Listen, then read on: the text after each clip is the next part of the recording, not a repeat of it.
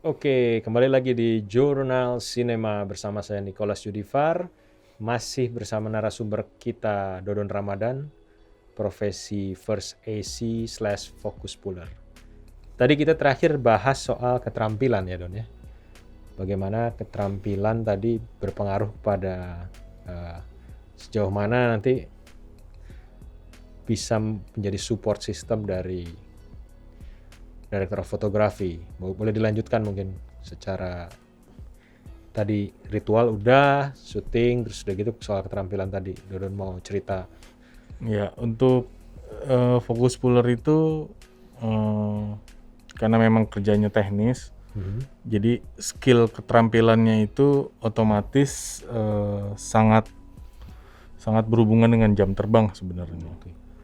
Karena ketika kita crank fokus itu feel-nya, akurasinya, pace-nya itu semuanya dengan sendirinya akan terbentuk ketika jam terbang cukup tinggi. Ya sama kayak profesi yang lain juga sih, kayak pilot kan juga penting banget kan jam terbang.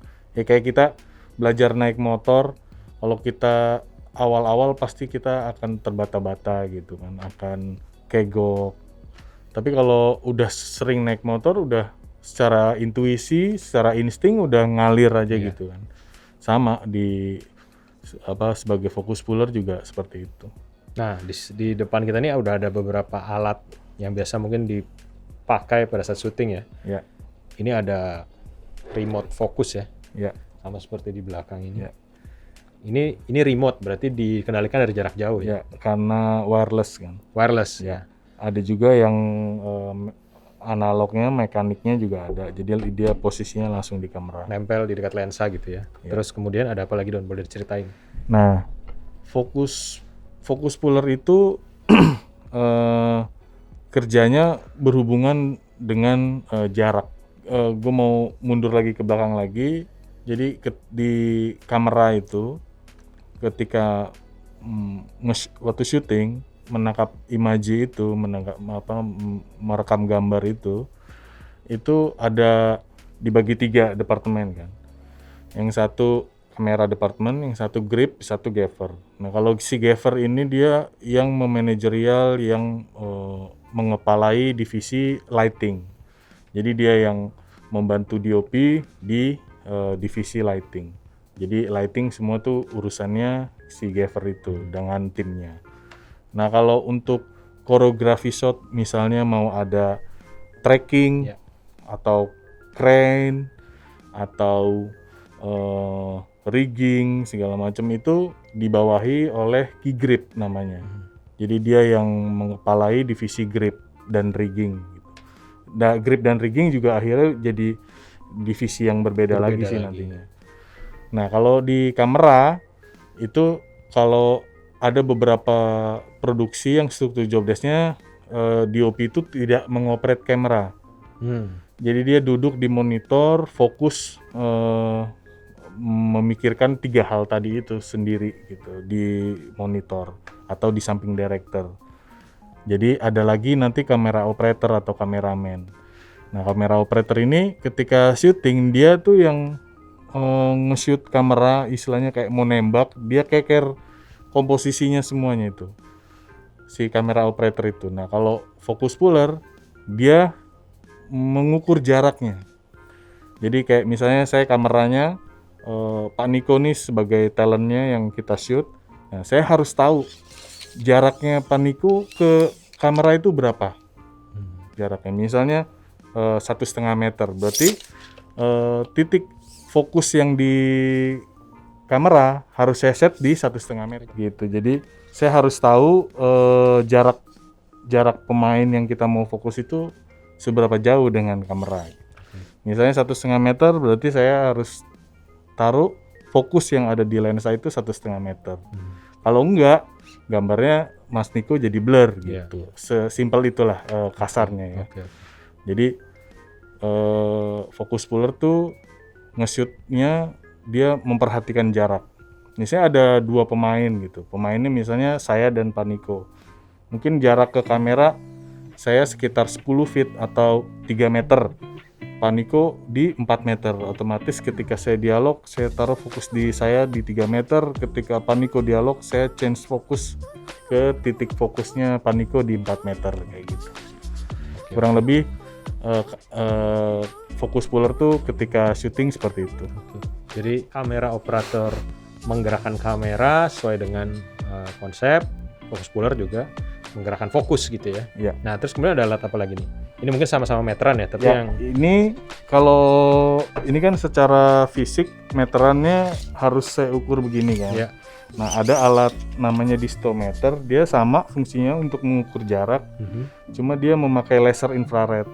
ini sama juga kayak teman-teman di konstruksi di mana juga pakai Ya, ini kayaknya. betul. Ini biasanya alat-alat apa teman-teman kontraktor apa segala macam ketika apa ngukur bangunan apa Ya, segala ya, macam memakai ini. Karena ini jauh lebih efektif karena cepat kan.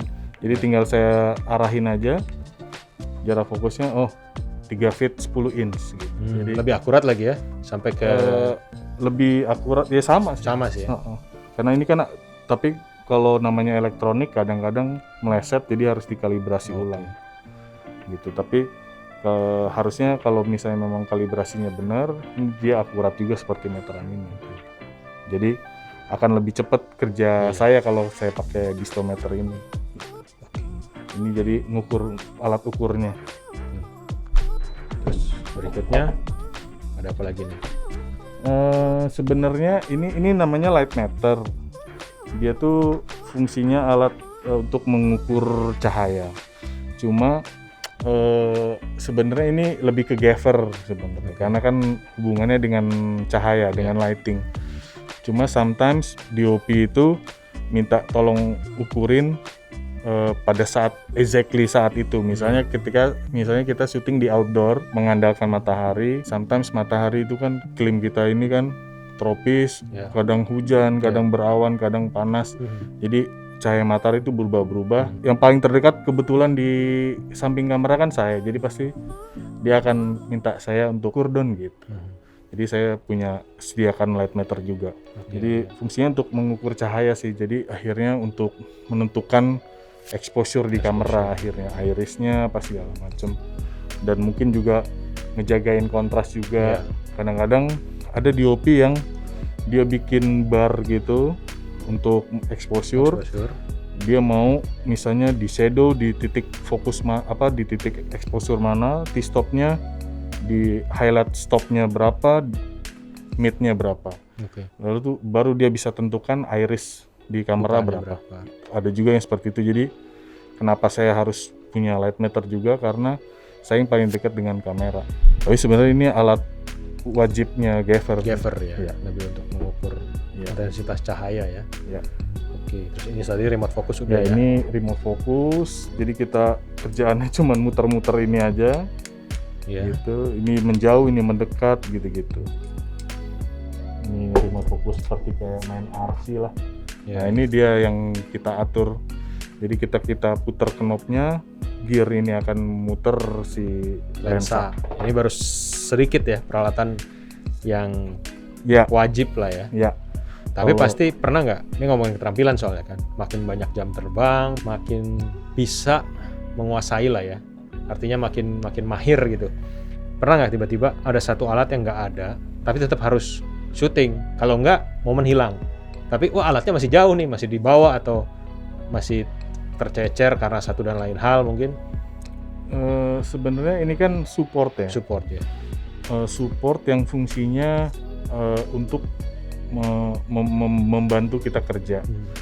Artinya tanpa remote focus pun bisa pakai fokus manual. Ini saya nggak ada fokus manual, ini saya langsung ke lensa. Langsung ke lensa. Yang foto ini. Jadi ring fokus yang di lensa itu saya langsung. Kakak adik. Emang mirip. Itu Mas Anung. Jadi mungkin saya lupa itu syuting apa, tapi momentumnya kadang-kadang Mas Anung itu director yang ada momen yuk sut gitu. Dan kita harus sudah siap itu. Nah mungkin waktu itu saya nggak siap, jadi saya karena emergency saya langsung aja pakai tangan ke lensa gitu. Jadi nggak ada monitor juga ya tadi ya? Nggak ada.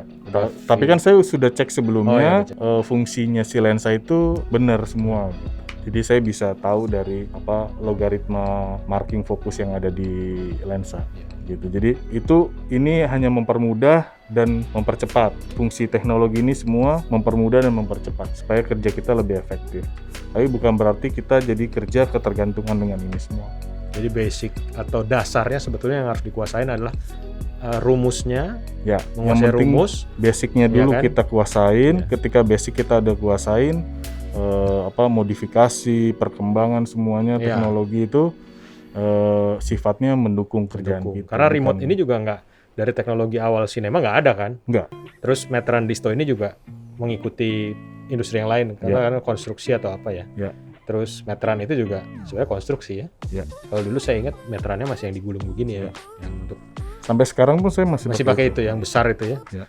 Terus ini juga udah digital light meter sebenarnya. Ada yang jarum kan, light meter jarum. Ya, masih Ya, analog. mungkin teman-teman yang hobi fotografi masih pakai celluloid juga pasti pakai itu biasanya. Ya, jadi semua alat tuh berkembang dan kita tinggal memanfaatkan yang mana ya, yang mendukung pekerjaan kita. Oke, setelah terampil tadi mulai dipercaya ya sama bos-bos lah ya, kepala-kepala departemen kamera, sinematografer, direktur fotografi, ikut mulai diajak syuting yuk film nasional misalkan gitu. Nah, Dodon pernah ngitung nggak udah bantuin berapa film nasional? Karena ngomong jam terbang tadi, saya cuma penasaran aja. Pernah berhitung nggak? Nggak pernah berhitung, tapi terakhir itu saya pernah mau ada kerjaan dengan film Korea gitu yang syuting di sini. Terus saya diinterview, terus ditanya udah berapa film kamu selama ini. Nah dari situ saya kan nggak bisa jawab karena saya nggak pernah ngitung. Terus setelah interview itu saya cek LinkedIn, kebetulan saya suka update LinkedIn. 2 tahun atau 3 tahun 2 tahun yang lalu itu saya hitung udah 33 film. 33 film. Mungkin sekarang udah nambah sekitar 60 jadi kali. 37-38 film. Bukan 60 film. Bercanda gue. 2 tahun 30 judul ya. Iya, oke. Jadi 30 film berarti pengalaman banyak. Boleh diceritain nggak suka dukanya? Karena pasti nggak cuma suka kan, pasti ada duka tuh. Maksud gue bukan terus lu sedih, itu bukan, tapi tantangan mungkin yang cukup sulit. Terus misalkan wah ini hal baru nih buat gue nih, terus gue sebenarnya agak jiper. Itu kan pasti ada tuh ketika kita melakukan pekerjaan yang kadang-kadang di luar hal yang menurut kita kuasain, tapi sebetulnya ternyata kita kuasain juga, cuma kita belum tahu aja. Boleh cerita-cerita soal pengalaman itu nggak? Kalau suka duka lebih banyak sukanya sih memang, walaupun ada dukanya juga. Tapi mendingan kita ngobrolin nggak enaknya aja dulu ya. Baru terakhir kita tutup dengan enaknya. Iya, nggak apa-apa. Biasanya lebih enak gitu. Jadi happy ending. Iya. Nggak enaknya itu apa ya? Yang paling nggak sreg itu saya jam kerja sebenarnya. Oh, jam kerja. Oke. Itu kayaknya semua orang tuh, nggak cuma departemen kamera. Nggak cuman profesi kita juga sih mungkin di semua banyak industri. Tapi kan kita sebagai manusia pasti kan idealnya kan punya waktu selain kerja kan tidur cukup, punya me time, family time apa segala macam ya. Tapi selama saya kerja di film gitu, yang paling saya agak ganjel tuh memang jam kerja. Karena normalnya itu kita kerja itu dari jam 5 pagi sampai jam 12 malam. Itu normal dalam industri film. Ya, hitunglah jam 6 ya, berarti 18 jam kerja. Lebih dari 18 jam sebenarnya. Sementara satu hari 24 jam, hanya ada 6 jam waktu untuk perjalanan dan istirahat berarti. Itu nggak ideal sih memang. Ya, jadi memang kalau dukanya lebih ke situ sih. Kalau capek ya semua kerja capek, nggak ada yang nggak capek. Dengan caranya masing-masing ya. Ada yang capek pikiran, fisik, ada yang dua-duanya, ada yang hatinya juga capek, tiba-tiba jadi tiga-tiganya. Gitu. Aduh. Tapi karena cinta dengan profesinya dilakonin terus. Ya, itu yang bikin saya masih bertahan di sini karena saya nyaman di pekerjaan ini gitu. Pasti sih. Walaupun dengan duka-duka yang ada gitu. Maksudnya akhirnya saya tetap survive di sini. Selebihnya sih itu aja sih sebenarnya, masalah jam kerja aja sih yang. Kalau masalah tantangan pasti suka tantangan. Suka, ya. Saya justru kalau misalnya dapat produksi yang itu gitu-gitu aja, artinya bukan gitu-gitu aja tuh maksudnya template maksudnya selalu melakukan kalau ini berarti gini, kalau itu berarti gitu. Jadi justru menurut saya nggak tertantang, jadi saya malah nggak tertarik gitu. Jadi apa ya, semangatnya jadi berkurang gitu. Tapi kalau justru dapat tantangan-tantangan yang apalagi kalau saya belum pernah ngalamin gitu, tertarik ya. Saya malah seneng kalau Jadi itu bukan duka sih, itu malah justru itu part of the game gitu. Oke. Ya memang itu sih, karena ini kita bicara keterampilan, kita bicara tadi ada satu inovasi pasti, karena dalam industri film juga kita butuh inovasi, kalau nggak akan lahir kreator-kreator yang penting dalam industri film ya, gitu. Nah, kemudian tadi soal pengalaman, apa yang paling menyenangkan? Oke, jangan kemana-mana, nanti kita bahas lagi lebih lanjut masih di Jurnal Sinema.